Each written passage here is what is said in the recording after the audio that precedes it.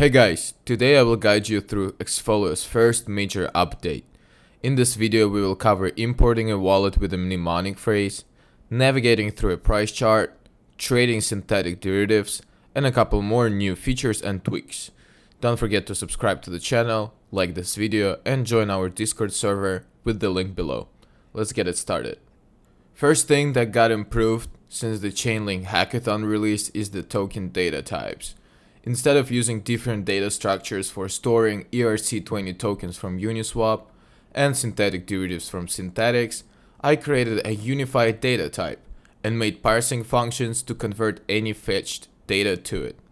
This will serve as a great foundation for the future integrations, whether it is adding a new protocol on the Ethereum blockchain or making Xfolio compatible with some other network. For now though, this approach makes a couple things possible. For instance, storing both Uniswap tokens and synths in the watchlist. Let's find synthetic Chainlink among all other synths and add it to the watchlist. If we try to tap on it to see more information, we will get a message that prompts us to either create a new wallet or log in into an existing one. We will follow the message and we'll head into the portfolio tab to import a wallet with a mnemonic phrase. What I find really neat about this import screen is that whenever a user enters a word and presses space, the component automatically saves the word into the mnemonic phrase and clears the input for the new one.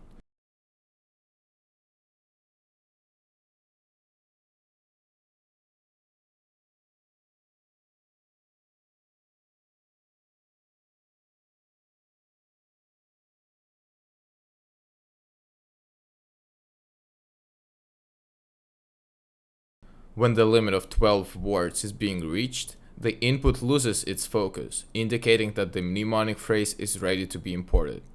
We click on the button, and if no warning pops up, we should be able to use our wallet in around 15 to 20 seconds.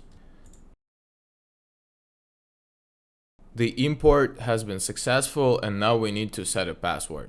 Same thing as in the last video, iOS doesn't let us see the password, because it's being handled as the secure text entry. But here, I'm just setting it to QWERTY, so it comes out equal to the minimum requirement of 6 symbols.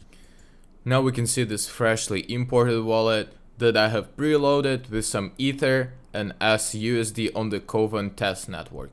Let's get back to the synthetic link in our watchlist and buy some of it.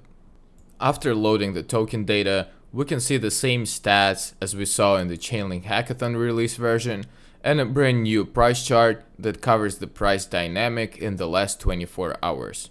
I was originally planning on making a candlestick chart, but that requires way more data that I'm currently unable to fetch due to the graph's limit of 100 queries in a single request, so this line chart will work for now. The blue line represents the actual price of a digital asset, and the red dot line represents the average price in the last 24 hours. We can toggle any of these by tapping the name of the line on the chart legend. So let's turn the average price off to keep it clean. We can tap anywhere on the chart to check the price of the asset at this specific point of time, and we can also zoom into it by drawing a diagonal line with our finger. By double tapping, we can zoom out and get to the initial view of the price chart. After analyzing the data on synthetic link, let's actually purchase it. We input the amount of SUSD that we want to spend. Let's set it at 100, and we'll have to wait a little for the program to recalculate the rates and make the best estimate of how much synthetic link we are about to get. After clicking on trade button, a model window pops up. Here we can see the transaction details, such as how much SUSD we are selling, how much S-Link we are buying, and at what gas price the transaction will be executed. If we press on reject, the model window will close, but since we're happy with this trade, we will press on confirm and wait for the transaction to initialize. After the initialization, a smaller model window pops up with the transaction hash. This indicates that the transaction is being included into the block, and let's copy these hash so we can check the transaction later on Etherscan. We click OK to close the smaller window and then swipe the main model window down. Xfolio tracks whether the transaction has failed or succeeded, and in the latter scenario, it will automatically update our holdings in the portfolio tab. After we navigate back to our wallet, we can see that the trade has indeed been successful and that now we hold both SUSD and S-Link in our Xfolio. To show you guys that the transaction actually went through and it's not just me manipulating the numbers, let's go to the Kovan Etherscan. Here we can paste the transaction hash that we copied earlier, and we can see that Xfolio has interacted with the Synthetix network and has exchanged some of SUSD for S-Link on behalf of this wallet.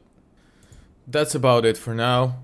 In the next update, I'm going to focus on rebuilding the UI in line with the Synthetix stacking app, creating sorting options for token lists, making new model windows for handling errors and exceptions, and more general quality of life updates.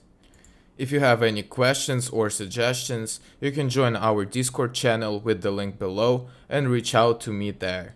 You can also fork the Xfolio/Synthetix integration branch on GitHub and contribute to the Xfolio development. Thanks for watching and have a great day.